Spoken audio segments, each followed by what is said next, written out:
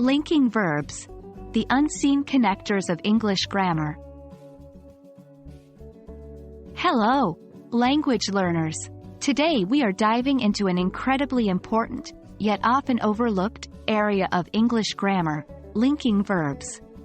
The beauty of linking verbs is that they connect the subject of a sentence to additional information, without any action taking place. Let's dig deeper into the role and function of linking verbs and master the way they shape our sentences.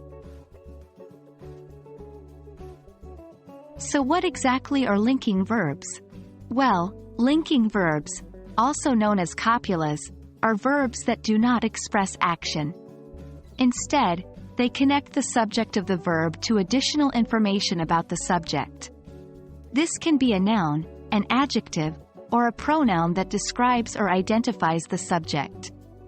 For example, in the sentence, John is a teacher, the linking verb, is, connects the subject, John, to his profession, teacher.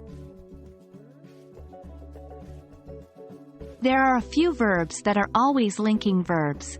These include forms of be, like am, is, are, was, were, being, and been.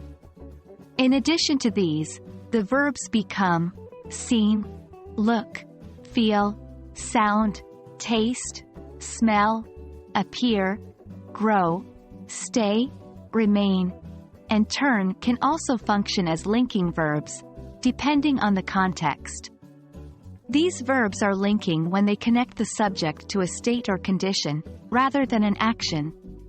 For instance, in the sentence, the cake smells delicious, smells, is a linking verb that connects cake to the adjective delicious. Sometimes, it can be tricky to tell the difference between a linking verb and an action verb, especially with verbs that can be either depending on the context. A handy tip is to see if you can replace the verb in question with a form of be. If the sentence still makes sense, then you have a linking verb.